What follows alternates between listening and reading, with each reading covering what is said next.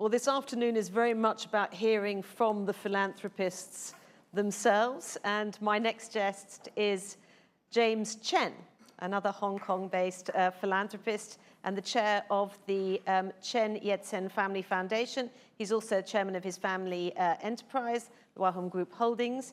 James's philanthropy has focused on two key areas: early childhood literacy and the world's largest unmet disability, poor vision. James is the founder of Clearly, a global campaign aimed at making eye care accessible and affordable to the 2.2 billion people globally who suffer from uncorrected poor vision. Thank you very much, James, for joining us here today. Thank you for having me. Thank you.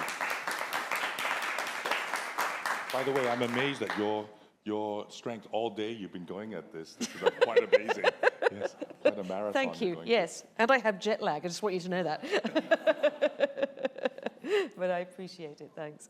So, what was it like growing up in your family, James? And at what age did you become aware of your family's involvement in philanthropy? Well, I've been very lucky. My earliest recollection was when my grandfather donated a hospital here in Hong Kong. A school, a primary school in Hong Kong, when I was very young. Gosh, I probably 8 or 9 years old, and going to the ribbon cutting ceremony and all that. So you know, that was the first experience I had. But really, what formed me as someone who's in philanthropy was the work of my late father.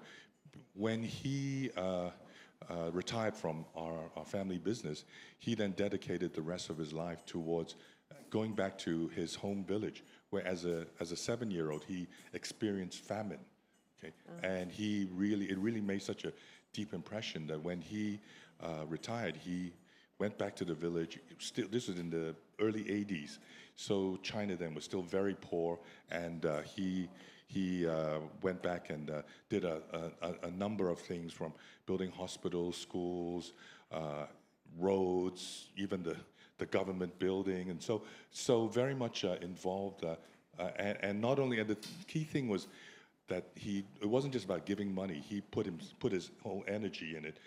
He spent so much time going to the hometown, and he even appointed one of the ex-party secretary and mayors to be his personal representative there, because he knows what's really going on there. And so having someone like that really helped to make his giving very impactful. And so I come from that, and that's what informed me in the early 90s when I was starting to work within the family group, that I started going with him into China, and seeing how he did his philanthropy. I felt like that was the way that everyone does it. But it's only much later that I learned that actually no, I think a lot of people are very generous, but they actually are very generous with their money, but actually not with their time. And that's something that I think has really guided me in the work that I do. So how did you? I mean, you focus about, as I said, very much on eyesight, blindness, and I mean, how did you carve out that particular niche for yourself, and why? Yes. So I guess it's so just to kind of set the context. The way that I've done philanthropy, and it wasn't, again, it just felt like it's the right way to do it. I didn't realize that this was something very unusual, but while the Family Foundation has focused on early childhood literacy, my personal journey has been a now more than 20-year journey focused on one issue, which is this issue of access to vision correction. And my guiding principle is always that I have a limited amount of capital, right? And I want to take the highest risk with the highest impact return on that capital. And how do I do that? So starting with just this, the fact that as you see, I need glasses myself, right? That's all I knew about the vision and eye care industry, right? And the thing that struck me was that, having grown up in Nigeria, from the age of 3, and then spending most of my adult working life in developing Asia. So few people wore glasses, and always it was in the back of my mind, is that because they don't need it, or is it because they don't have access to it? Yeah. Now, through this journey, I've learned that there are 2.2 billion people in the world who have blurry vision or no vision, of which at least over 1 billion people, all they need is a pair of glasses to correct that vision, right? And then there's the issues. How do you go about doing something about it? So for you, it was as simple as kind of, I want to have the most impact. I discover that this is an area where people aren't doing much work. I'm going to throw my energy into that. Was that the trajectory? Yes, in essence, yes.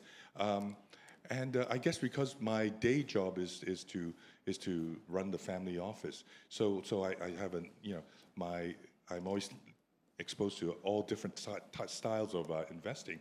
But the thing that struck me was this idea of venture investing, right? And the whole premise of that is behind a successful venture capitalist and a not successful one, or not a successful one, is domain expertise, right? And so this journey that I've been on is as much to help me develop my domain expertise from being someone who all I knew was the idea that I needed glasses and why do other people not have it, and always asking, why not? Why can't people have this access to vision correction, right? And so that's what's driven me through those 20 years. And in the many times where things were really rough, particularly in the first 10 years of this journey, right, where I really thought very hard about giving up, it was just about, every morning, I wake up, everyone's blurry, I put on the glasses and everyone's clear. Yeah. And that's what continued to drive me through these 20 years. What was tough? Well, the tough thing is, so on this journey, first of all, basically the world, the eye care professionals in the beginning said, we know this cannot be done.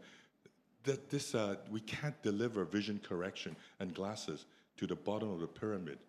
Okay, why is that? And this is something, glasses were invented 700 years ago. So in its day, 700 years ago, this was like smartphone technology. This was state-of-the-art technology, right? And yet, 700 years later, 1 billion people who can benefit from this technology don't have access to it. Why is that? It's because we're talking about entrenched interests. If you're an optometrist who's been trained for 4 years in university, and then you have a store in a shopping center in a developed world, right? Someone comes in, they get an eye test, right? And then they go outside, and get their lenses made, and you pay for the frame, and there's a lot of market in that exercise. I know. I mean, yes. They cost a lot, glasses. That's right. That's right. All of us who have prescription glasses know they cost a lot. That's right. But actually, it doesn't really cost that much. Right. Okay. So that's the quandary, right? How do you and so you were trying, as a philanthropist, you were trying to do it cheaper. Well, it's not necessarily about cheaper. It's about why can't you get vision correction and glasses to the bottom of the pyramid? Yeah. So while we were getting, the professional sector saying, no, it can't be done, we said, okay, you know what? I can't accept that. And so we took a country, said, we'll just focus on one country. Very luckily, we chose Rwanda, and then went in there, and we had to solve two basic problems. One is, how do you give someone an eye test, right? And then the other one, how do you deliver glasses to them? And to cut a long story short, we managed to do something that the professional says couldn't be done. What did we do? We were able to develop a program to train nurses, okay, to do a good enough, not perfect screening in just 3 days, right? Not 4 years. At the time when we did this training, the professional was saying, you know what we should do? Instead of training optometrists from the developing world, giving them scholarships to come to London or Boston to train them for 4 years, let's do that for 18 months, because then they can't stay in the developed world. They have to go back to practice, right? But for us, that was still not good enough. And so we managed to really boil it down to a 3-day training. And then we were able to work with the Ministry of Health and train over 2,700 nurses in 500 health centers covering the entire country, right? To do this screening, and then those who needed it to get them glasses. So then I thought, okay, great, then that's done. It's this field of dreams, right? If you build it, they will come. But then we realized that actually people in the villages didn't come. Why? Because they had no idea that they had a vision problem. They just couldn't accept that this was the natural state of things, right? You get older, you get blurry vision, and that you just deal with it, okay? Didn't realize that you can correct this, right? And so what we did then was we had to send all our nurses to every one of the 15,000 villages in Rwanda and to screen. We ended up screening 2.5 million of the 11 or 12 million population in Rwanda. And we did so in 5 years. Actually, in 2 years. The whole program was 5 years. Wow. Right. And so Rwanda, by the end of 2017, when we exited, was the first country in the world to be able to deliver vision correction to the entire population. And why did you choose Rwanda? Because at the time we had an advisor seconded to us from the UK government, and he kept hammering that Rwanda's the one Rwanda, because it's number one, it's a small country, 12 million population. It's actually, Kigali is right in the center, so you could get to any village in about 4 hours. Okay, it was at that point, post the genocide, the darling of the development world, and so they had a lot of characteristics to going for it. But what really struck me was, when I first sent the team in, it was my instruction to them was, I will work with anyone but the government, and having worked in Africa in our family business, that realized that very, excuse me, that many of these governments is dysfunctional, corruption, and so forth. So we really tried to avoid that. But the king came back and said, sorry, the only game in town is the government. And so kind of, okay, and so all these points are where my commitment and funding ended up jumping up. Okay, we can deal with private sector. Okay, maybe you can share the burden. No, when it's the government, we had to pay for it. When we realized that we couldn't, train the nurses and people didn't come, we then had to pay more. So each of these steps were where it was additional commitment of my family's capital, right? Which was stressful because I had nothing to show for it. And myself, I was doubting whether, why am I doing this? Why should I continue? 8 years into the journey, I actually seriously wanted to give up, right? But luckily, I ran into a gentleman named Tom Tierney, who is one of the founders of Bridgespan. And I said to him, Tom, I've been doing this I feel like I've been knocking my head against the wall for 8 years, and when should I quit? And he said, at Bain Consulting, where I used to work, we study this issue, and it takes, with radical ideas, it takes at least 10 years, okay, before you should give up, okay? And so he said, that's my advice to you. Go 10 years, and then look back and decide whether you have had enough success to continue, or whether then you should pull the plug. So today, when I talk about moonshot philanthropy, that's kind of one of my guides to suggest to people, if you want to go on this moonshot journey, 10 and 10, which is 10 years and a $10 million big bet. Those are kind of two. If you're not able or willing to do that, then really this is not for you. But if you are, if you're lucky enough to have the resources and to have the time to do that, then this is probably the best way to really have impact in your philanthropy. You talked about, this was your family money that you're investing and so on. Did you have buy-in from the rest of the family, or were there some family members going, "Whoa, this is a bit too ambitious"? Yes. So as my wife keeps reminding me, you are very lucky, because I'm only son of the only son. I'm third generation, and so I'm the only son of the only son. And as most of you know, in a Chinese family, that means, you know, and you know, by that time my father had passed away, so I was very much indulged by my mother and my wife to allow me to go on this very extreme way of doing philanthropy. Had you had some brothers, it might have been more problematic. Yes, very much. I think brothers, cousins, so forth. Do you have sisters? I mean, I had my sister sadly passed away early, and so again, you know, I'm the kind of only you know, living child, and so that gave me a lot of leeway to pursue something that, again, realizing that with family dynamics, it would be difficult, and that's why I'm now going on this, what I call the moonshot of the moonshot, which is to really go out and talk to the particularly high net worth community, right? To encourage them to consider this idea of high risk taking philanthropy, right? And we call it moonshot philanthropy because it is high. The potential for impact is there. You know, we are very lucky in the high net worth community in that, you know, and it's been brought up kind of tangentially, I think, during the day, which is this idea of risk taking and risk capital, right? Because we are the ones who, unlike governments or even corporates, right? You know, we are the owners of capital, right? And so we're the principals. And so when I make a decision to do something, however crazy or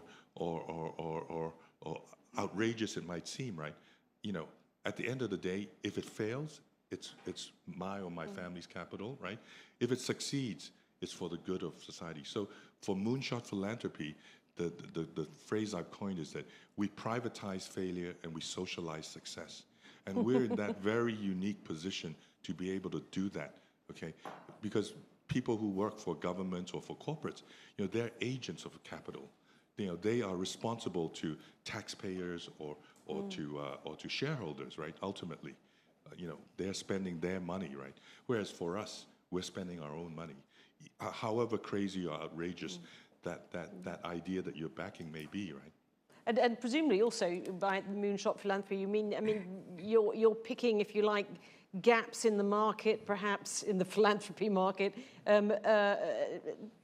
causes that might be not so popular. And I'm thinking about, you know, I mean, eyesight's not an obvious one.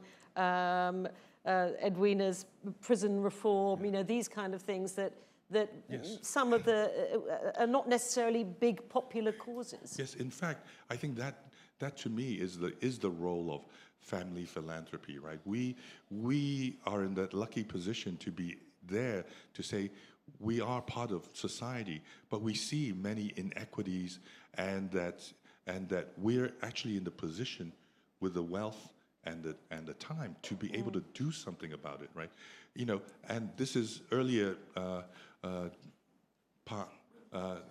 Sachio was talking about, you know, collaboration, right? And I think that is important. If you're dealing with in a local situation, you really do need to collaborate with government, as we did in Rwanda. But we also have to challenge them, right? They're not, you know, bureaucrats. Apologies to anyone who, but you know, the way you're trained, you know, is a certain amount of risk adversity, right?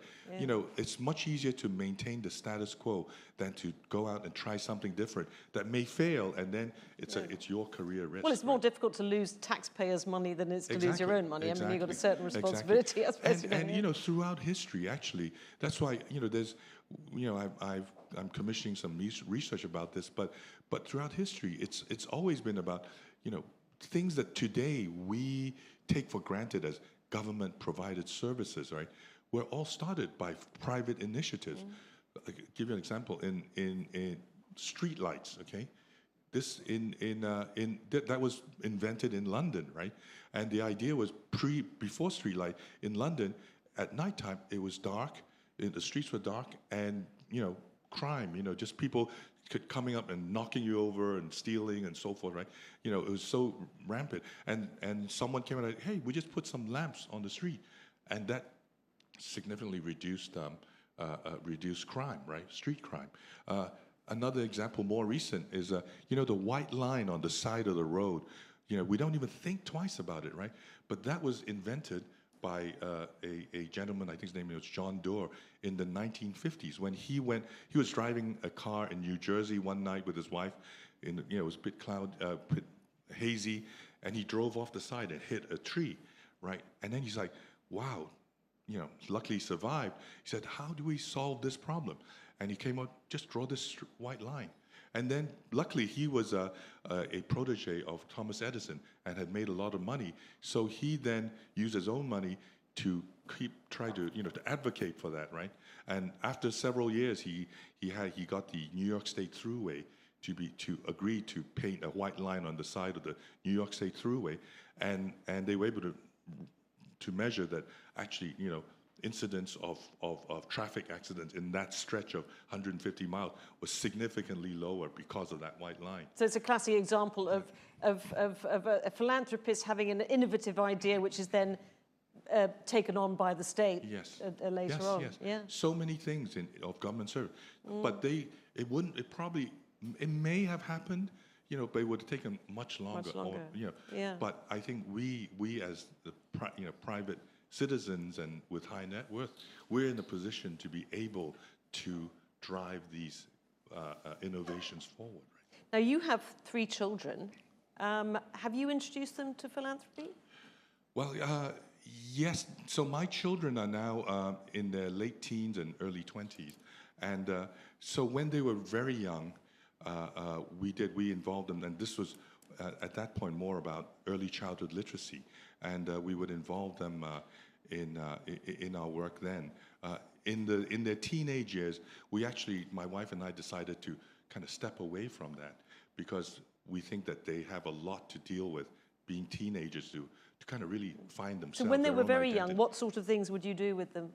So, for example, we started a foundation here in Hong Kong called Bring Me a Book, and we would put bookcase libraries with picture books into clinics, community centers, hospitals, and so forth, right?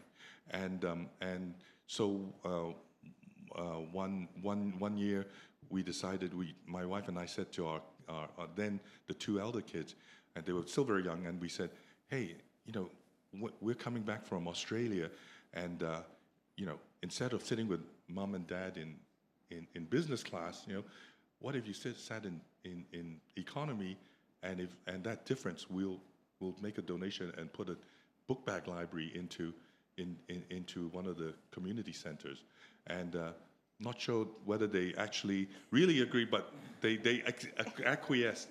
And when we went when we put the book bag library in, there was a ceremony. They got to cut the ribbon. It's exciting.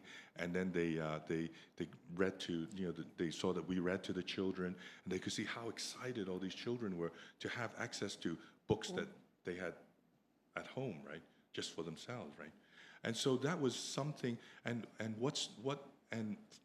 for shortly thereafter, my eldest son went off to boarding school in the UK, and when he came back for Christmas, he came up to me. He said, I get £1 a week to go to the tuck shop, right? And he said, Dad, I haven't spent any of it, and I want to give that all to Bring Me a Book. Oh. Even today, I get really emotional because that's exactly how I feel like that really does make a difference. But we don't really want to impose it on them, but I feel like, and I think just now David was mentioning, it's about instilling those values early on. By your own example, right, that we are doing it, this American term, right, you got to not just talk the talk, but you got to walk the walk.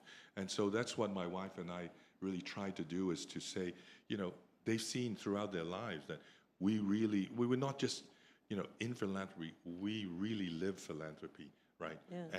And we think that that's enough, that they will, in the right time, they will find their way to find the things that they can do for society. We don't want to, it's not about them following me on vision.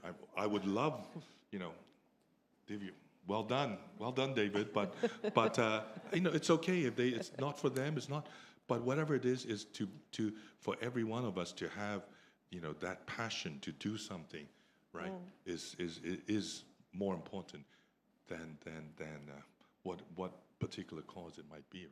Now, one of the key policies of this government is for Hong Kong to be a hub for philanthropy in Asia. What, in your view, are the key obstacles to people giving more? I think there are many I guess issues behind that, and again, this is one of the reasons why I'm now talking about this concept of moonshot philanthropy. Basically, this idea of moonshot is not even about that everyone should go. Very few people really would go on their moonshot, because it is really, really tough, right? But those who do, they should be supported, right, in doing that. But really, it's really to encourage the high net worth to really think about, your giving, your family's giving, right? To look at the range of things that you give to, and look at it from the lens of how much risk is there in your giving, right?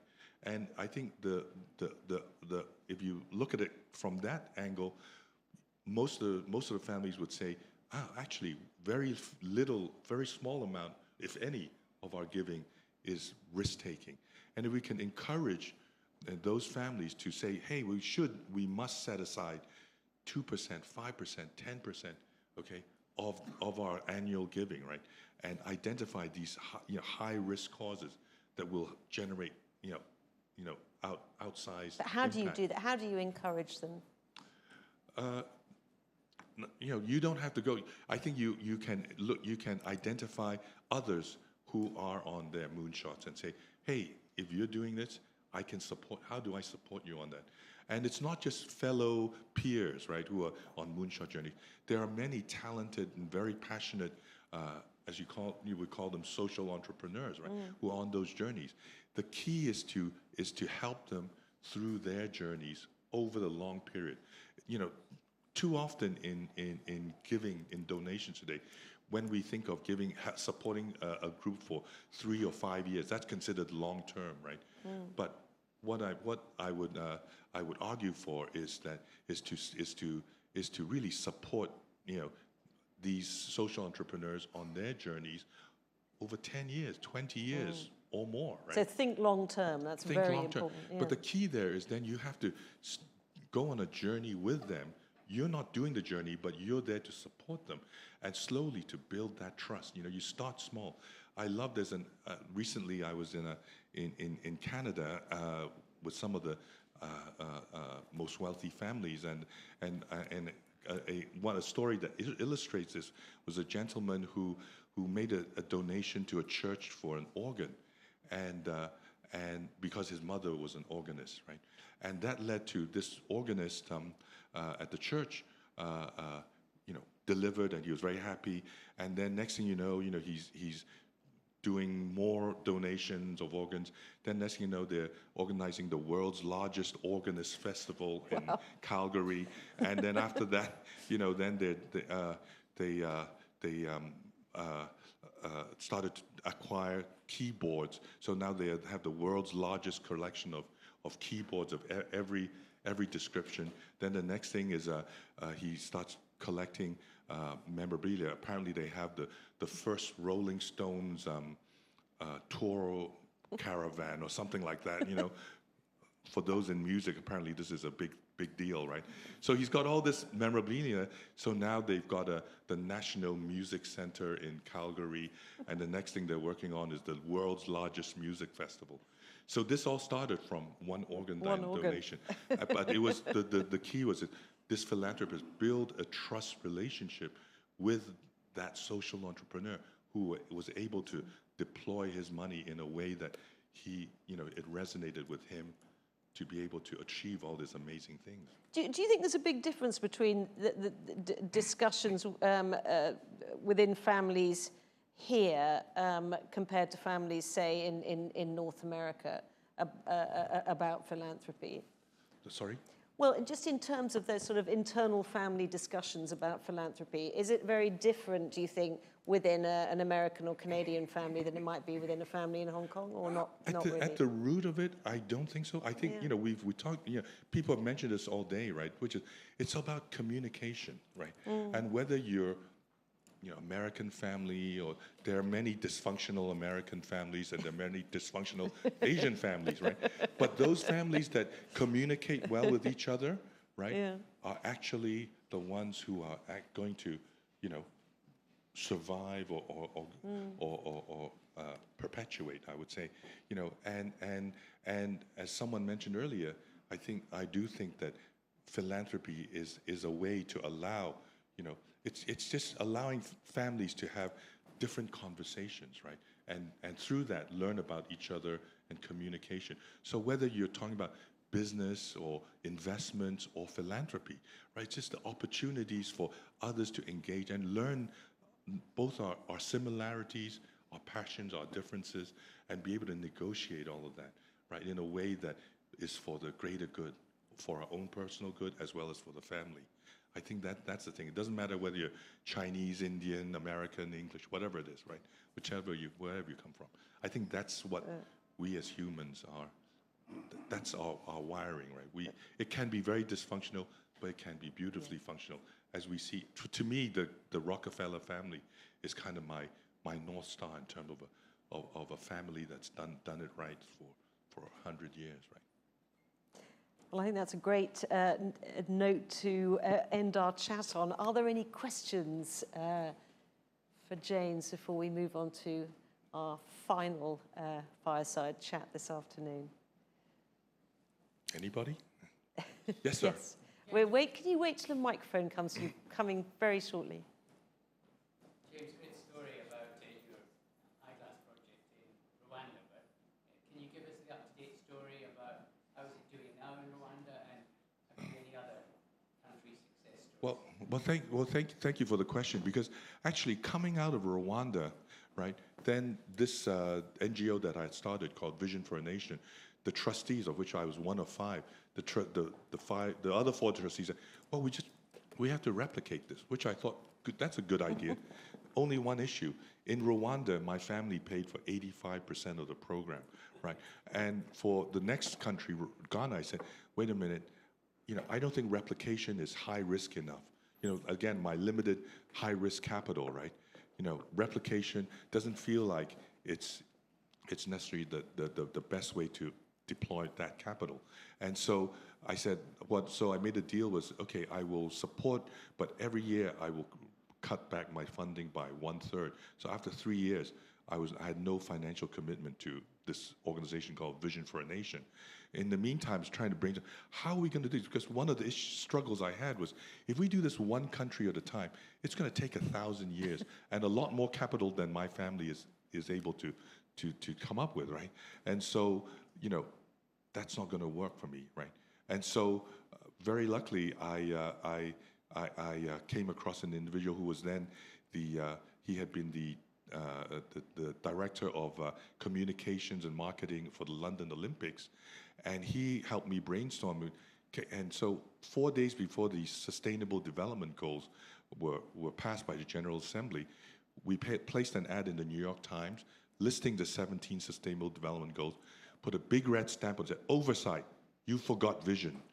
And so that launched a campaign to say, we think vision is important enough that it should be, you know, to have a UN resolution recognizing this, right? And how we went about, so 5.5 years later, in July 2021, we actually got this resolution, right? And that journey, right? And his thinking was, you have, you know, in any journey or a campaign, right? You have to define what's winning and what's losing. So that's why we put it out there in the beginning. You know, we want to see a resolution, right, for vision, and how we did that was to at the time when people thought about vision, right, they put in a health. It was it's a health issue, so it's a health silo. But if you think about it, in the developing world, There are people dying of AIDS, malaria, there's malnutrition, so many health issues, right? So it seemed like someone with blurry vision, right, is kind of at the bottom of that list of priorities. What we did was to then say, wait a minute, you know, you are not going to be, the world, is not going to achieve at least 8 of these sustainable development goals if there are 2.2 billion people with blurry vision, right? And so we framed it as vision being the accelerator to the SDGs. And then we were able to prove that by funding a piece of research in a randomized control trial in Assam, India. We had 750 women who had blurry vision, right? And half of them we corrected with glasses, half did not. Through a tea picking season, the result was that the ones with corrected vision had 22% better productivity. That's 1 day a week, essentially, right, of extra productivity, right? And that's when the light bulb went off in the UN. Said, "Wow, you know, this we see it. We need to have vision corrected in order for us to get to the other SDGs, right?" That's impact investing.